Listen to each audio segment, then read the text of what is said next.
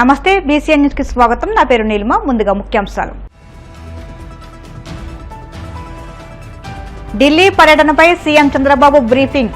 AP సమగ్రాభివృద్ధిపై కేంద్ర మంత్రులతో చర్చించినట్లు వెల్లడి.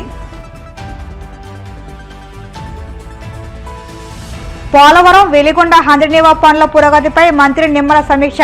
పునరావాస కాలనీల నిర్మాణ పనులు వేగవంతం చేయాలని అధికారులకు ఆదేశాలు. లిక్కర్ స్కామ్ లో జగన్ జైలుకు వెళ్లడం ఖాయమన్న జమ్మలమడుగు ఎమ్మెల్యే ఆదినారాయణ రెడ్డి. వైసీపీ కనుమరుగవడం తథ్యమని జోస్యం. రాష్ట్రంలో కూటమి ప్రభుత్వం అధికారంలోకి వచ్చాక అరాచకం రాజ్యమేలుతుంది.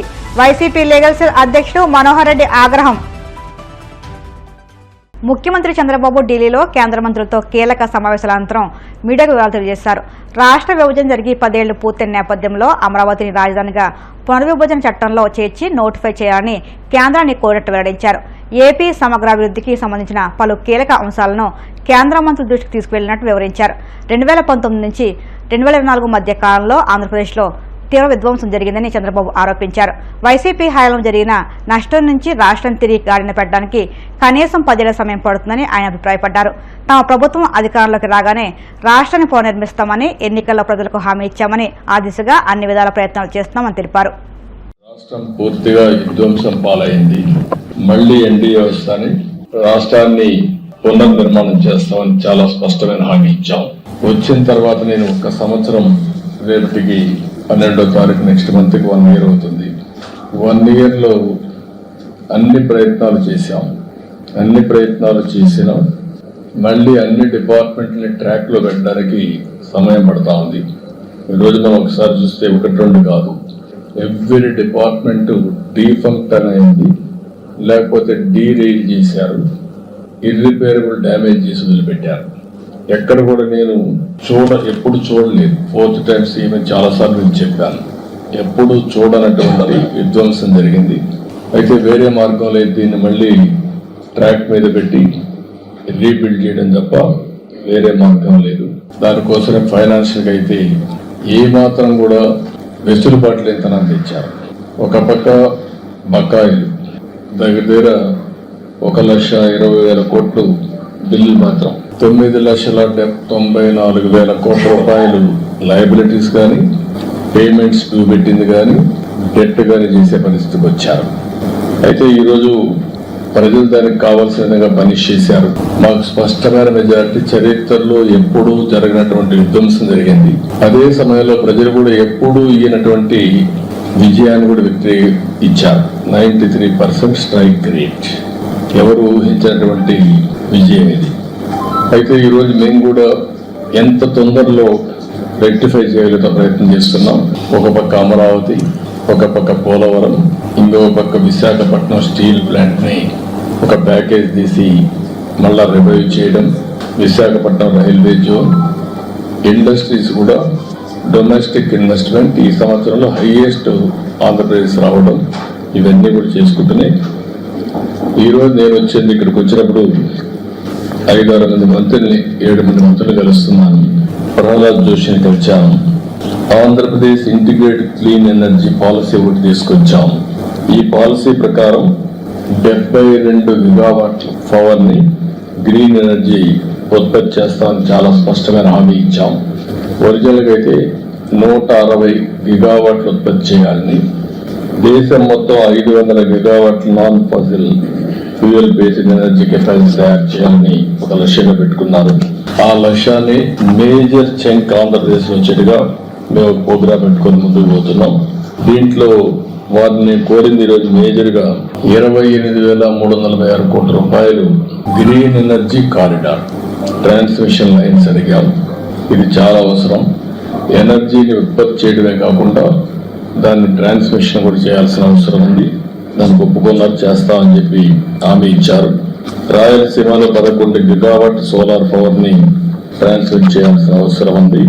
పంప్డ్ ఎనర్జీ కూడా ఒక 7,370 మెగావాట్లని ఇది చేయాల్సిన అవసరం ఉంది. ఈ రెండింటి కూడా వారికి చెప్పిన తర్వాత దాన్ని పాజిటివ్గా తీసుకొని చేస్తా అన్నారు. అదే సమయంలో ఏదైతే సోలార్ రూఫ్ టాప్ సూర్య గారు ఈ కార్యక్రమం కింద ఒక 30 లక్షల కుటుంబాలకి కరెంట్ ఇవ్వాలనుకుంటున్నాం. దాన్ని కూడా క్లియరెన్స్ ఇవ్వమని చెప్పి అడిగాను. ఇది డిమాండ్ డ్రివన్ ప్రోగ్రామ్ కాబట్టి మీరు ఎంత చేసి అంత ఇస్తామని చెప్పారు. దాని ప్రకారం మ్యాక్సిమం వెళ్తున్నాం. ఇది కూడా క్లియర్ చేయడం జరిగింది. అందుకే కాన్స్టిట్యున్సీకి మినిమం 10,000 రూఫ్ టాప్ సూర్యగారి కింద ముందుకు పోతున్నాం. ఇది కూడా వాటర్ ఫుటింగ్లు, ఎస్పెషల్లీ వీకర్ సెక్షన్స్కి ఎస్సీ ఎస్టీ ఫ్రీగా ఇస్తాం. గవర్నమెంట్ ఆఫ్ ఇండియా ఇచ్చేదే కాకుండా బీసీలకు అదనంగా ఒక 20,000 రూపాయలు అదనంగా ఇస్తాం. దీన్ని పెద్ద ఎత్తున టేకప్ చేశాం. సబ్ స్టేషన్ ఫీడర్ లెవెల్లో కుసుమ్ కింద 2,000 మెగావాట్లు ఉత్పత్తి చేయడానికి అనుమతించారు. అది కూడా శాంక్షన్ చేశారు. దాన్ని కూడా తీసుకొని ముందుకు పోతాం. దీంతో ఆంధ్రప్రదేశ్ గ్రీన్ ఎనర్జీ హబ్గా తయారవుతుంది. రాయలసీమ అడ్వాంటేజ్ ఉంది. ఒక పక్క సోలార్ ఎనర్జీ, ఇంకొక పక్కన ఏదైతే విండ్ ఎనర్జీ, మూడోది పంప్డ్ ఎనర్జీ. ఈ మూడు కలిపి బ్యాటరీ కూడా పెట్టుకోగలిగితే 24/7 పవర్ వచ్చే పరిస్థితి వస్తుంది. ఏదైతే ఈ వ్యవస్థని పూర్తిగా నిర్వీర్యం చేశారు, ఈరోజు కాస్ట్ తగ్గించే దిశగా వినియోగదారుడికి బెనిఫిట్ అయ్యే విధంగా, అదే మరి అల్టిమేట్ గా ఆంధ్రప్రదేశ్ గ్రీన్ ఎనర్జీ హబ్గా డౌన్ స్ట్రీమ్ ఇండస్ట్రీస్ ముందుకు పోతున్నాం. రాయలసీమ అయితే గ్రీన్ ఎనర్జీ ఉత్పత్తి చేయడానికి వస్తుంది. అదే మరి కోస్టల్లో ఏవైతే పోర్ట్స్ ఆధారంగా చేసుకుని ఎక్కడికక్కడ గ్రీన్ హైడ్రోజన్, అమోనియా ఇవన్నీ ఎక్స్పోర్ట్ చేయడానికి అవకాశం ఉంది. ఆ కార్యక్రమంలో పోలవరం ప్రాజెక్టు ఎడమ కాలువ వెలిగొండ హంద్రినేవా పనుల పురోగతిపై జలవనరుల శాఖ మంత్రి నిమ్మల రామానాయుడు సమీక్ష నిర్వహించారు. ఇటీవల కురుస్తున్న అకాల వర్షాలతో జరుగుతున్న పనులకు ఆటంకం కలుగుతుందని అధికారులు మంత్రి దృష్టికి తీసుకొచ్చారు. అదనపు యంత్రాలు, సిబ్బందిని ఏర్పాటు చేసుకుని పనులు వేగవంతం చేయాలని మంత్రి సూచనలు జారీ చేశారు. పనుల్లో నాణ్యత విషయంలో రాజీ పడొద్దని ఆదేశాలిచ్చారు. లక్ష్యానికి అనుగుణంగా పనులు పూర్తి అయ్యేలా అధికారులు ఎప్పటికప్పుడు పర్యవేక్షణ చేయాలని సూచించారు. Veligonda project head regulator, tunnels, feeder canal, పునరావాస కాలనీల నిర్మాణ పనులు వేగవంతం చేయాలని ఆయన అధికారులను ఆదేశించారు.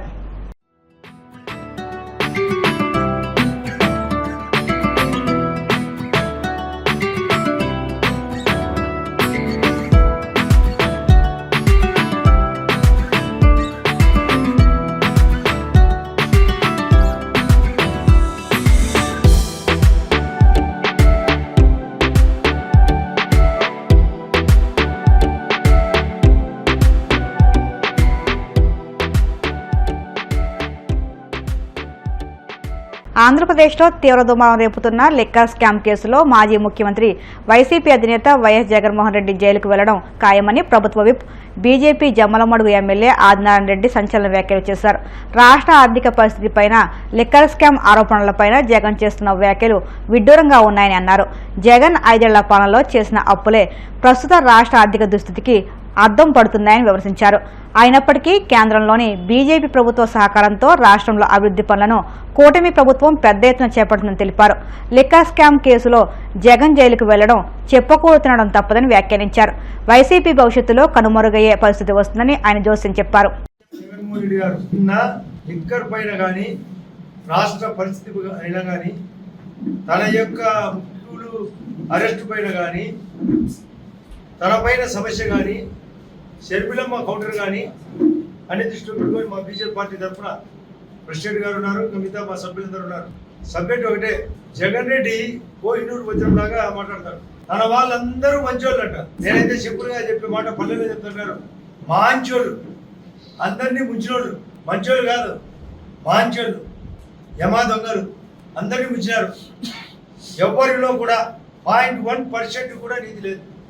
జగన్ రెడ్డి నైజమే నో నిజం. కొన్ని పత్రికలను కొట్టుకొని ఈనాడు, ఆంధ్రజ్యోతి, TV5 దొంగలు అన్నారు. నీ పత్రిక, నీ సాక్షి టీవీ మహామోసం. ఒక్క రోజు ఒక వార్త కూడా నిజం ఉండదు.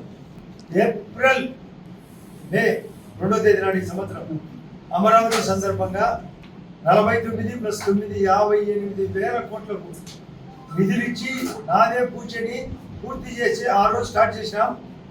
మన రీస్టార్ట్ చేసినాడు. ఫైనల్ మాదే బాధ్యత అని అమరావతి గురించి చెప్పడం జరిగింది. ఎప్పుడైతే గౌరవ ప్రధానమంత్రి చంద్రబాబు నాయుడు గారిని ఒప్పుకున్నాడో జగన్ రెడ్డిని, అత్యంత పనికిమాలిన వ్యక్తిగా చెప్పగానే చెప్పినాడు. ఇది వాస్తవ పరిస్థితి. ఇది అనేక స్కాములు. శర్మిలమ్మ నిన్న ఒక స్టేట్మెంట్ ఇచ్చింది, నీది నిజం అసెంబ్లీకి వచ్చి ఏడ్సు, అసెంబ్లీకి వచ్చి నీ కామెంట్ చేయి, సిబిఐ ఎంక్వైరీ అడగబడినది ఆమె. మేము చెప్తున్నాం, ఈ యొక్క స్టేట్ యొక్క సిట్టు నమ్మకం లేదు, సిబిసిఐడి వాళ్ళు నమ్మకం లేదు. సిబిఐ కోర్టుకు పోయి అసెంబ్లీ వచ్చి చెప్పు, ఎందుకు లేవు సిబిఐ చెప్తాది కదా. ఆమె మీ సొంత చెల్లెలు, మీ చెల్లెలను దూరం చేసుకుంటూ, మీ అమ్మను దూరం చేసుకుంటూ, మీ వల్ల అందరూ సర్వనాశనం, టోటల్ ప్యాకేజే పోయింది. ప్రజలు నాశనం చేసినావు. 4.5 లక్షల కోట్లు రాజశేఖర్ రెడ్డి. నువ్వు ఖచ్చితంగా పోతావు కూడా. ఏమి తాగాలంటే తాగదు. సినిమాలది హీరోయిన్ పైన హీరోయిన్ ప్రేమిస్తాడు, అది చెప్పుకోలేదు. అప్పుడు పాటది దాగాలంటే దాగదులే, ఇది నిజములే అని. ఇక్కడ దాగాలంటే ఏం తాగదు, ఆగాలంటే ఆగదు. నీ వరకు ప్రయాణం. బిగ్ బాస్ నువ్వే, బిగ్ బాస్. మొత్తం ప్రతి దాంట్లో ప్రతి ఒక్కరూ వైఎస్ఆర్ పార్టీ అన్నాడు. ఈరోజు కూడా పేపర్ వచ్చింది, మన సజ్జల రామకృష్ణారెడ్డి యొక్క ఫారెస్ట్ ల్యాండ్ గౌరవ కలెక్టర్ గారు తిరిగి వాపసు చేసినాడు. దేవిరెడ్డి శంకర్ రెడ్డి అనేవాడు దేశంలో ముద్దాయిగా పులివెందుల్లో భూముడు స్కామ్, లింగాల మండలం, తన సొంత ఊరు ధనబాగులో ఎక్కడ దొరికితే అక్కడ కబ్జా, భూ కబ్జాలు. మొత్తం ఇటువంటి క్యారెక్టర్ మరొకరిని విమర్శించే ఎక్కలేదు. తప్పులెన్ను వారు తమ తప్పులు ఎరగరు. జగన్ రెడ్డి చేసిన తప్పులు అసలు ఎవరికి సాధ్యం కాదు. ఇది ప్రపంచంలోనే ఎవరికి తెలియని విధంగా తప్పులు. ఇప్పుడు కాసేపు ప్రకటనలు.